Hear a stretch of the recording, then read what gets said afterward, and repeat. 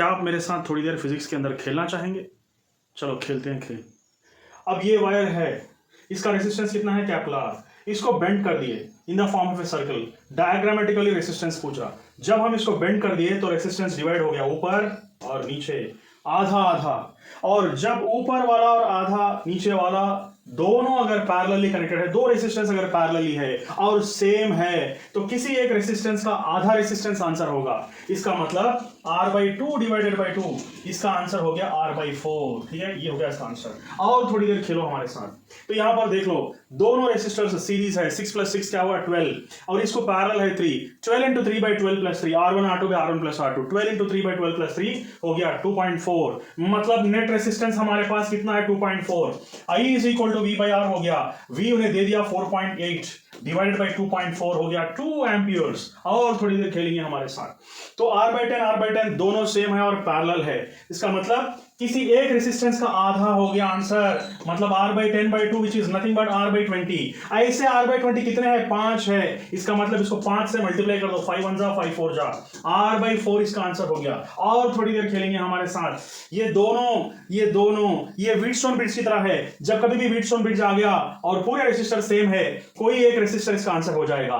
3 3 3, ये तीनों सीरीज में है और 9 है, और ये दोनों सीरीज में है और 6 है। 9 × 6/9 + 6 अगर कर देंगे तो आपका आ जाएगा 3.6 आंसर। ये हो गया आपका आंसर। और थोड़ी देर मेरे साथ खेलो, खेलने में मजा आ रहा है तो खेलो, वरना छोड़ दो। ये हो गया 3 वोल्ट्स 4 वोल्ट्स, ये दोनों पैरेलली कनेक्ट है। सबसे पहले करंट मालूम करो, कितना करंट पास हो रहा है यहाँ पर, how much current is passing. 6 × 3/6 + 3 हो गया 2 ohms, ये दोनों का कॉम्बिनेशन 2 ohms, ये 2 + 4 6 ohms।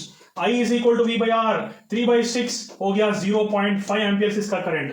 और पूछ रहा क्या, इसके अंदर कितना पोटेंशियल है। इसका मतलब ये दोनों का पोटेंशियल सेम होगा ना, ये दोनों का पोटेंशियल सेम होगा because they are parallelly connected. अगर इसका पोटेंशियल मालूम करें और इसमें से निकाल दिए तो बाकी का पोटेंशियल तो आ ही जाएगा। सबसे पहले हम करंट मालूम करें, कितना हो गया करंट? 0.5 एम्पियर्स फ्लो होगा यहाँ पर। टोटल करंट मालूम करें ना, तो 0.5 × 4 4 × 20, इसका मतलब 2 वोल्ट्स है। इस रेसिस्टेंस के अंदर 2 वोल्ट्स है, टोटल 3 वोल्ट्स है, तो बचा कितना? 1 वोल्ट इसका आंसर है। और थोड़ी देर खेलो हमारे साथ। अगर इस तरह का पैरेलल कनेक्शन है, इस तरह का इनफिनिट सीरीज है जिसके अंदर एक रेसिस्टर दूसरा रेसिस्टर एक का डबल हो गया, तो डबल वाला ही आंसर है, डबल वाला ही आंसर है। और थोड़ी देर खेलो हमारे साथ। और खेलना चाहेंगे तो खेलो।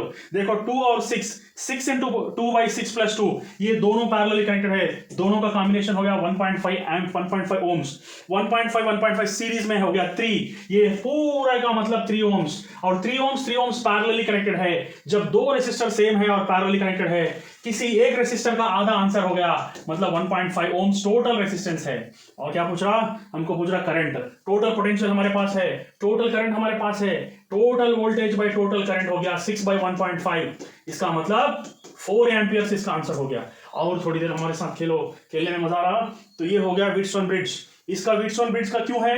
क्योंकि इसको अगर ओपन कर दिए तो बीच का रेसिस्टर है और पूरे रेसिस्टर सेम है। यहाँ पर व्हीटस्टोन ब्रिज है। यहाँ पर जब व्हीटस्टोन ब्रिज के अंदर पूरे रेसिस्टर सेम है तो आंसर हो जाएगा कोई एक रेसिस्टेंस का। मतलब पूरे 2 ohms अगर है तो आंसर 2 ohms, पूरे 4 ohms है तो आंसर 4 ohms हो गया। और यहाँ पर देख लो, ये बैलेंस्ड व्हीटस्टोन ब्रिज का कंडीशन पूछ रहा। और क्या पूछा यहाँ पर?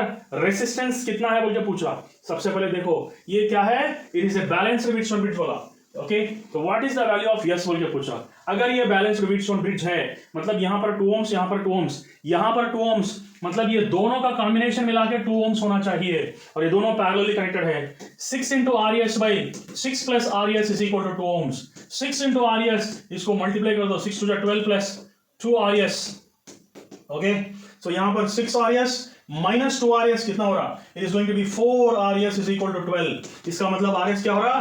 12/4, 3 इसका आंसर है, 3 इसका आंसर है, 3 इसका आंसर है। Thank you very much.